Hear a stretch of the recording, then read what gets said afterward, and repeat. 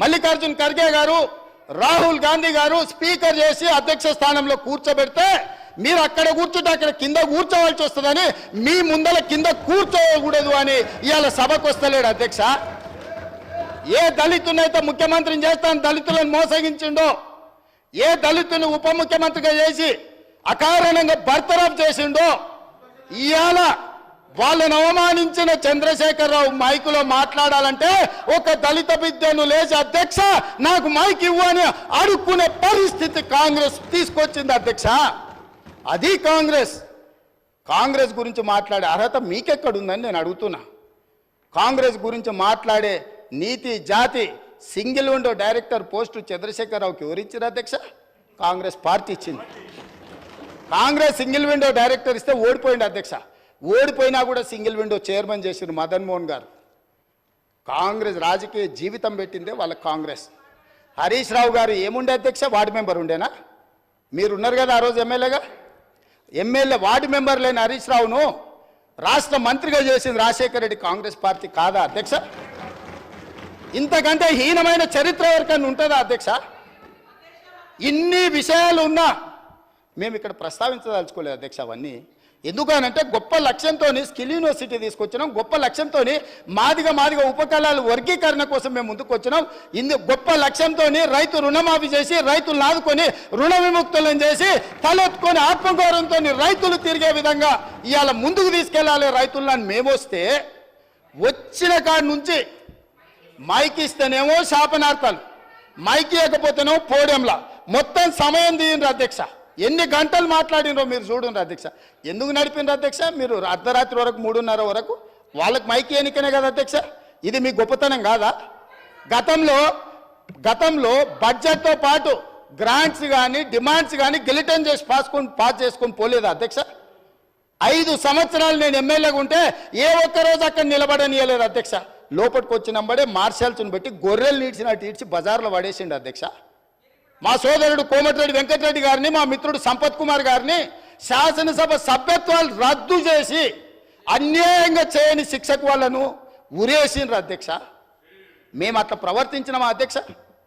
వాళ్ళు ఎంతసేపు అడిగితే అంతసేపు ధర్నా చేయనిచ్చినాం, అడిగి మాట్లాడినంతసేపు మైక్ ఇచ్చినాం, మంచి పనులకు సహకరించమని అడిగినాం.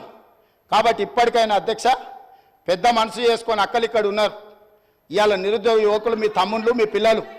కాబట్టి ఇప్పటికైనా ఇట్లా నిలబడి నిరసన తెలుపుడు కాదు. ఇట్లా నిలబడి నిరసన తెలపడం వల్ల అక్క మీకు మంచి పేరు రాదు. చెడ్డోని 10 ఇచ్చి వదిలించుకోవాలి, మంచోని 10 ఇచ్చి సావాసం చేయాలంటారు. అట్లాంటి వాళ్ళ సావాసం పనికిరాదు అక్క. నేను ఇప్పటికి కూడా చెప్తున్నా, మీరు బయట వాళ్ళు కాదు, మీరు మా అక్కలు, మా కుటుంబ సభ్యులు. మీ మంచి కోసం చెప్తున్నా, అక్కల క్షేమం కోరుకునే తమ్ముడుగా నేను చెప్తున్నా. నేను సమాజాన్ని చాలా చూసిన, చాలా కింది నుంచి వచ్చిన, గ్రామీణ ప్రాంతం నుంచి వచ్చిన, ఉమ్మడి కుటుంబం నుంచి వచ్చిన, నాకు అక్క చెల్లెళ్ళు అక్కలను అవమానించేంత నీచమైన జాతి నాది కాదు అధ్యక్ష.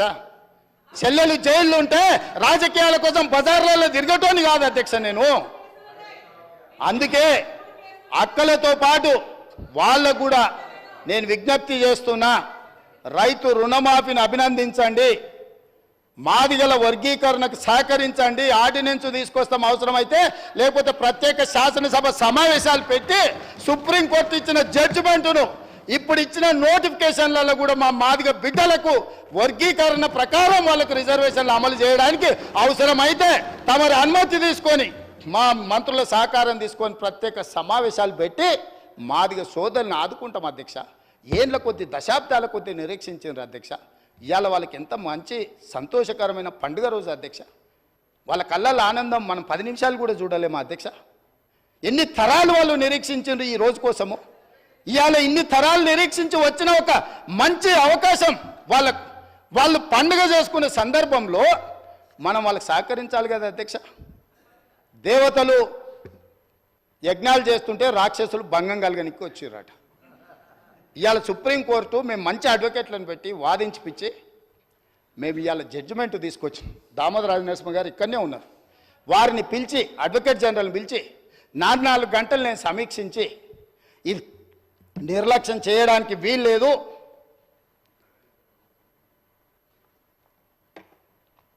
ఏళ్ల కొద్ది సాగడానికి వీల్లేదు, కోర్టుల ఏది ఏమైనా కేసు పూర్తి కావాల్సిందని నేను చెప్పిన అధ్యక్ష. మా ఎమ్మెల్యేలు అందరినీ పిలుచుకొని మాట్లాడినా, మా నాయకులను పిలిచి మాట్లాడినా, మిగతా సహచర మంత్రివర్గ సభ్యులకు చెప్పిన మనకు బాధ్యత వచ్చింది. మనం ఇవాళ అధికారంలో ఉన్నాం, ప్రజాప్రభుత్వం ఏర్పడ్డదంటే ఆ బిడ్డలు మన పక్కన బలంగా నిలబడ్డారు, వాళ్ళని కాపాడే బాధ్యత మన మీద ఉందని చెప్పి ఉద్దండులైన న్యాయవాదులను పెట్టి కేసు వాదించి కేసును తుది తీర్పు కాన్స్టిట్యూషనల్ బెంచ్ నుంచి తీసుకొచ్చినాం అధ్యక్ష. ఇంత సంతోషకరమైన వార్త వాళ్ళకు వచ్చినప్పుడు ఆ పిల్లల్లో మనం కలిసిపోయి వాళ్ళ ఆనందంలో భాగస్వామ్యం తీసుకోవాలి అధ్యక్ష, పంచుకోవాలి వాళ్ళలో భాగం. ఎందుకంటే ఈ అధికారం వాళ్ళు ఇచ్చింది అధ్యక్ష.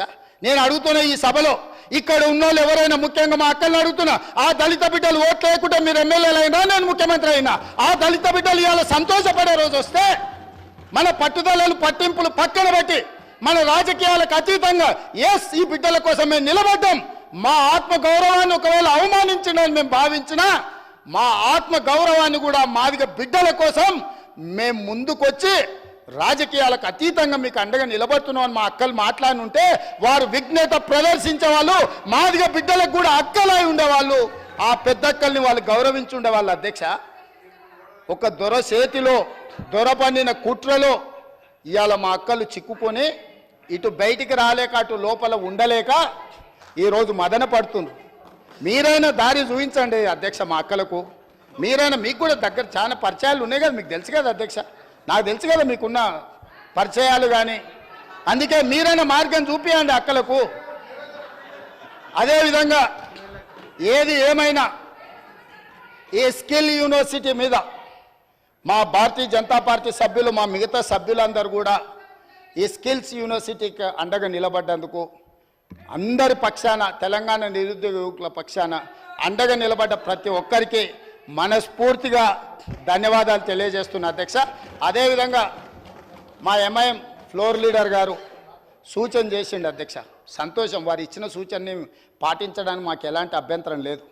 వారు ఇచ్చిన సూచన మేరకే నేను కూడా లేచి మిమ్మల్ని రిక్వెస్ట్ చేసిన, వాళ్ళకి మైక్ ఇవ్వండి అధ్యక్ష, ప్రధాన ప్రతిపక్షం మాట్లాడాలని. మైకు తీసుకున్నారు, మాట్లాడిండ్రు, వాకౌట్ చేసి వెళ్ళిపోయిండ్రు అధ్యక్ష. ఇదా అధ్యక్ష? మా మిత్రుడు కూడా అర్థం చేసుకోవాలి, మాట్లాడేసి మైక్ ఇస్తే మాట్లాడతాం, మేము ఏది వినాం, మేము పోతాం. ఏం పద్ధతి అధ్యక్ష? ఏం పద్ధతి? మీరు మైక్ ఇవ్వనంతసేపు ఇక్కడ ఉన్నారు, ఎవరిని మాట్లాడనియలే, మైక్ ఇచ్చిన ఎంబడే మాట్లాడేసి వాకౌట్ చేసి వెళ్ళిపోయినారు అధ్యక్ష. ఇదే నా అధ్యక్ష న్యాయము. అందుకే ఇక చర్చలు వాళ్ళ నుంచి మనం ఏం ఆశించలేము అధ్యక్ష. వాళ్ళ నుంచి ఏమన్నా ఆశిస్తే కుక్కతోక పట్టుకొని గోదావరి ఈదినట్టే అవుతుంది అధ్యక్ష. కుక్కతోక కట్టె కట్టినంతసేపే చక్కగా ఉంటుంది అధ్యక్ష, కట్టె తీయంగానే అది 3 వంకరలు తిరుగుతూనే ఉంటుంది. వాళ్ళ బుద్ధి కూడా గట్లాంటిదే.